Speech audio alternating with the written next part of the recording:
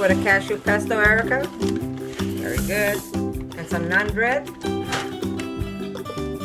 Hi everyone. I have a new little recipe for you. I am going to be making a very fast split pea soup for my family. We're going to do it in a pressure cooker, so it's going to take no time at all to make this. So let me just go rinse this. I've got 2 cups of split peas. I'm using the green this time around. So I am going to put this to cook in my beautiful Starfrit pressure cooker. Free promotion. I love their stuff. And we're going to just rinse this up, and then I'll show you what else I'm going to put in it. And this is a very simple recipe, guys. So here we go.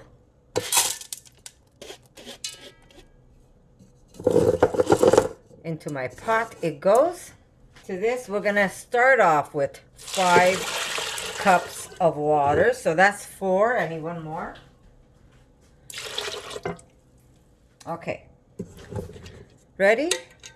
Let me just mix that up because they're already, when you wash them, they seem to clump on you. Okay, so to this, we're going to add a little bit of salt. And don't worry if there's not a lot of salt. You could always add a little more later. I am going to use, I'd say about a teaspoon for now. Bit of maple. I'd say about a tablespoon of maple syrup. And now I'm going to go get some dehydrated onion. Here we go. We're going to put about a tablespoon of dehydrated onions. Why dehydrated and not fresh? Because dehydrated onions has a certain, almost like a roasted smoky taste to it. And it just adds that extra flavor to our split pea soup. Really easy. That's all you need at this moment. We just want to cook these. We're going to put them in the pressure cooker. Let me just go get it. Okay, now my pressure cooker, I'm going to tell you what setting I'm using. This is a Starfrit that I'm using. I am going to be using soup, and I'll tell you how long that takes. Okay, put that on. I'm going to just press soup. It takes 20 minutes, guys. And everybody knows that you have to have your dial where it goes under pressure. So you want to lock your pressure cooker. Okay, now while the soup is cooking, I have plenty of time to make some of my flatbread. I use a cast iron pan. I think that's the best pan to use when you're making this, but any non-stick pan is going to work for you. And I would say non-stick. If you're not using a cast iron, you have to use a non-stick to make this flatbread. But it really is fast to make. And, okay, you're not going to get precise recipe with me. You know that, right, guys? I've got 20 minutes. And since my soup is cooking, I am going to make a very fast flatbread for the family. It's going to be fun to eat with that soup. Now, because I have some sourdough, I'm going to put sourdough in it, but you don't have to. If you don't have it, you could simply, I'm just going to use a little bit. You could simply make it with just flour and water, guys. So, I start off with my little bit of sourdough. How much? It really doesn't matter. You just want a nice sour taste. To that, I am going to add, making only a small batch, I'm going to use 1.5 cup, about 1.5 cup of flour. And to this, I'm going to add just a little bit of salt. Sorry, guys, always off camera. Nothing new. Okay. And I'm going to use just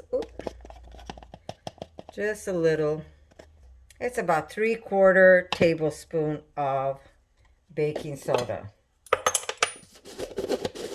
Now, really don't worry about my measurements. Just take some flour, put some baking soda in it, a little bit of salt, and then add water, guys. and I'll show you the texture that you want. I'm using warm water, and a little bit at a time, guys, but I'll show you what you're looking for.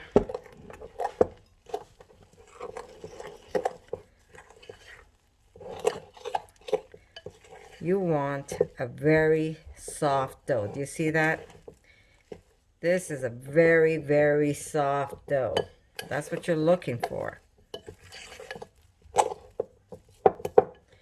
I could have used a little less water, because how it works in my books, if I have to add more flour, that means I'm going to have extra bread. So it's not a problem. Okay, so it's still a very, very soft dough. That's what you're looking for. Okay, I am going to, and you should try it. You know what? When you're at home, you say, Connie, you didn't even give me some sort of recipe. It doesn't matter. Remember what I told you. You want that dough. Basically, you need some flour, and forget the sourdough. If you don't have it, don't worry about it. You want some flour. You want a little bit of salt. You want some of that baking powder, or magic they would call it, and a little bit of water. Start with a little and just keep adding water, warm water, until you get this very soft. Your fingers should be able to push through it. And if it gets a little sticky, that's okay too, because we will flour our counter. And start with a little. If you're afraid, just start with a little. And then you're going to start feeling that texture, and you're going to know exactly what you're looking for. I'm using the sourdough because we like the taste of that sourdough, and because I have it. Because I have to feed my sourdough every day, guys. Okay? Now, lightly flour this, because the dough is so soft, it will stick on you. If you get rough, it's going to stick in your hands. So just lightly flour. Just pull up my sleeve there. Flour your counter and lightly make your dough. You're going to start feeling a stick. As soon as you feel a stick, you're going to just sprinkle a little more flour. Okay, let me just raise that up a little bit. So you want your cast iron pan hot, but then you don't want to, you want it hot, but you don't want to keep it high when you're cooking these, because you will burn them. So sprinkle, really it didn't take that long, off to the side. And what we're going to do is we're going to cut, and we're going to roll it up. And I have enough time to make these. Now, how much you take is really up to you. If you want them big, you take a bigger piece of dough. If you want them smaller, and we want them a little smaller, so I'm just going to push this over so you can see it. Now, you can do it by hand if you don't have a rolling pin. Just make sure that you're floured and just keep stretching it out. Or you could take a rolling pin, and you can just roll them out. Remember, the dough is soft, so it might stick on you, so make sure your board is nice and floured. Stretch, stretch, stretch. And these are great as wraps if you want to throw something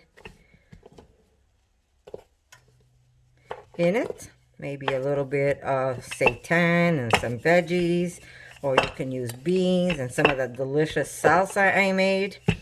I hope you guys try it. Someone's already tried it and they told me they love it. That makes me happy, guys. Okay, so here we go. And if you make a little hole like I did, don't worry about it.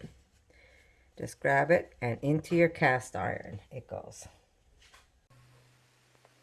I'm not sure if I recorded this, because, you know, sometimes I mess up with the camera. But very easy. Just keep it on low. I have it on low. And just keep checking it. Make sure you don't burn your hands. And when you see that it's cooked on one side, Flip it over. You might see air pockets. That's okay. It's just the steam cooking in between your bread. And you're going to have delicious, no time at all, you're going to have delicious flatbread for your family to dip in their soup or just to use as a wrap. These go great if you put a little bit of seitan, some veggies, just fold it in half, or some delicious beans with some of my delicious salsa. Someone already told me that they tried the salsa and they love it. That makes me happy. Now, because I have the sourdough, they will be nice and tender. So these don't take long. If you want, you could have 2 pans going at the same time. Because I'm too lazy and I don't want to do a lot of dishes, I'm just going to use one. I have plenty of time for my soup. Okay, done. Off to the side, and I'm ready to make another one. Okay, we cut. Just lower your heat. The flour will make a little smoke.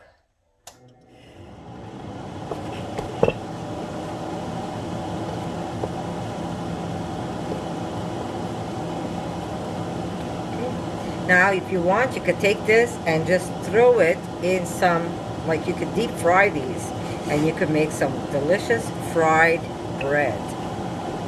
Really, really good. You should give that a try also sometimes. Okay. Stretch, stretch, stretch. You can use rolling pin or you can stretch these out. There we go. While that's cooking, I'll roll out another one. Remember, look how wet that dough is in there. That's very wet. You don't want this. You don't want a firm dough for this. Look at that. I could actually stretch it with my hands.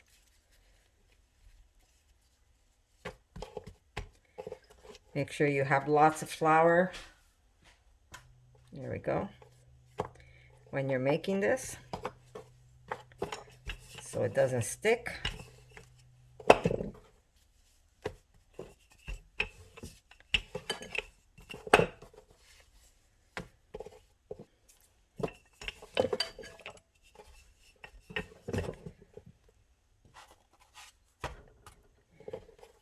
Okay, you can push that aside, cut another piece of dough.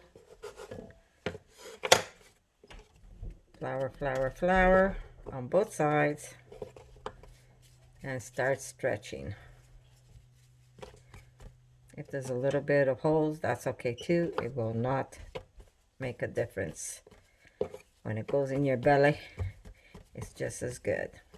And you know what you could do with this, right guys? You could make something delicious for your kids. You can make beaver tails with this very soft dough. Beautiful. Look at that. Easy peasy, guys. Food could be done in no time at all. It's going to take me like 20 minutes to make dinner tonight. And because I'm making a green pea soup, usually I will drizzle some pesto. But because my pea soup is green, my pesto is green, what I'm going to do is make a delicious, fast cashew pesto sauce. When you do them like this, they're a little more rustic. But your belly is not going to complain. If anything, it's going to thank you. Let me put that away since I'm not using the rolling pin. You see, sometimes you don't have to have all those utensils to cook. Sometimes all you need is the desire to create something. Okay. Off to the side. We're going to make 2 out of this.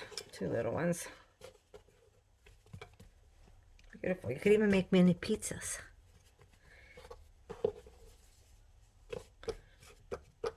When Erica and I go camping or hiking, sometimes we just bring a bag with flour and some baking powder, and we just mix some water in it, and then we stretch it out, and we just put a little bit of tomato on top, and we cook it over a fire. Okay, a little mini one for me. Perfect. Okay guys, so I'll see you in a bit when I'm making my soup, and I just want to show you so far. Look at that. We have a bunch of delicious bread that you can just take and fold it in half like this. Put something in it. You can make some maybe souvlaki's with this. It just goes great with anything you eat. So I'll see you in a bit, guys. Okay. I know my counter is a little messy, but I'm still cooking this and I want to get dinner done in no time at all. So I am going to get a sheet of my beautiful veggie paper. Okay, here we go. Beautiful bread. I could put another one while I'm doing this. Okay, so we're going to start off with half a cup of cashews. Now, normally I soak my cashews, but I didn't have time or I didn't think of it. So what I'm going to do is use them raw. I really don't care. I'm going to get some water. Okay, I just want to, sorry, right to just over the cashews. If I need more, I will use more later. Okay, let me take this last piece. There we go. Okay, so that's what we're doing. We're going to add a little bit of salt to that. Can you see what I'm doing? Let me bring you up. I'm putting paper so my blender doesn't get dirty. Okay, a little bit of salt to start off with. If I need more, I will add more later. A little bit of garlic. Okay, we're just gonna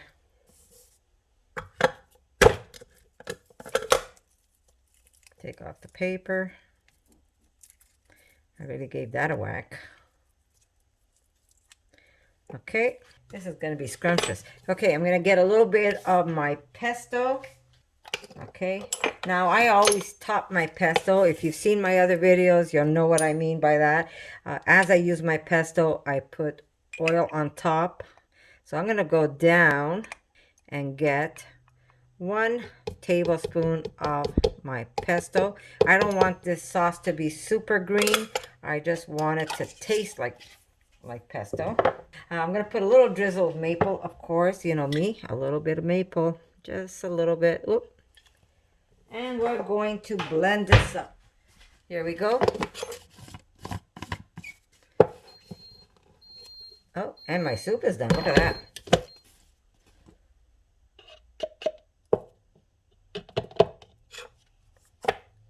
Okay, I'm gonna cut just a small wedge. Just a small wedge of lime. That's gonna help keep that color. And we're just gonna give that a mix. Now, this will thicken up. This will thicken up in the, oh my Lord. That is so good. This will thicken up in the fridge, guys. Okay. Very nice. So, right now, tonight we're going to use it. It's not a problem. But come tomorrow, if I want to reuse this, it's going to get thicker because my nuts weren't soaked. So all you have to do is add a little bit of water to your bottle or your jar. Shake it up. And your sauce is ready again. Now, if you don't have pesto already made, you can use fresh basil if you have it. Okay?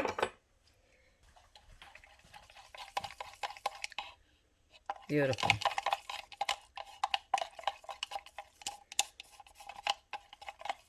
Okay.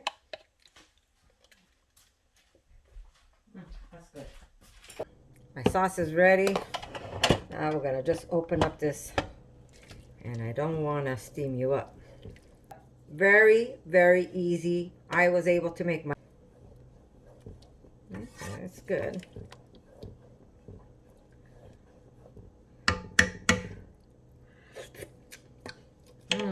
My Lord. You really don't need much. Now, my family's small, guys, so this is what I'm getting. I don't even know. How many cups do I have here? I guess basically the 5 cups of soup, maybe 6 cups of soup. But if you have a larger family, I would say go ahead and double that. So let me just show you without over steaming you, because it's gonna get steamier. Okay, so there's the soup. Now, if you want this soup to be even thicker, use a little less water.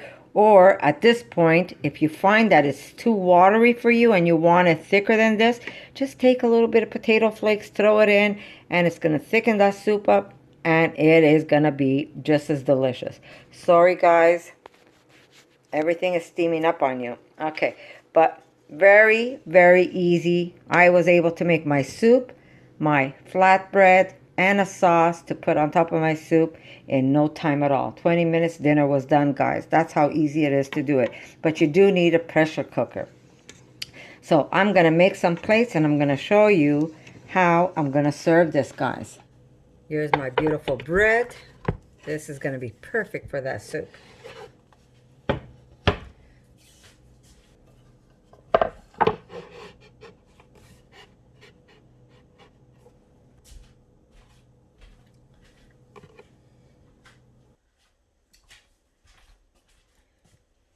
Our beautiful soup.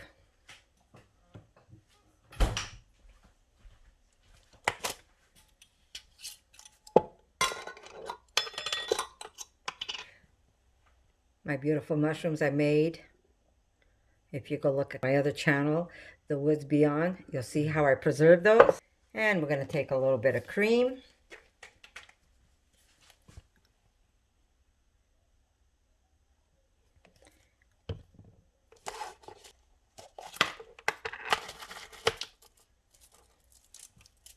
Some beautiful coconut bacon. And a couple of beautiful wild mushrooms that I picked. So there you go, guys. How delicious and how simple was this recipe. Took no time at all. 20 minutes by the time I made the soup, and I made my bread, and I made my sauce, and dinner is ready. So I hope you like this video, guys. And if you give this recipe a try, come back, let me know what you think. And guess what, guys? Remember, put love and compassion in your food, and it's always going to taste delicious. There we go. And a nice piece of bread. Maybe 2. I know my husband's going to have 2 for sure. There you go. So, hope you like this video, guys. And I'll see you in my next one. For more videos like this, make sure to subscribe to Connie's RAWsome Kitchen, give it a thumbs up, and share it with your friends.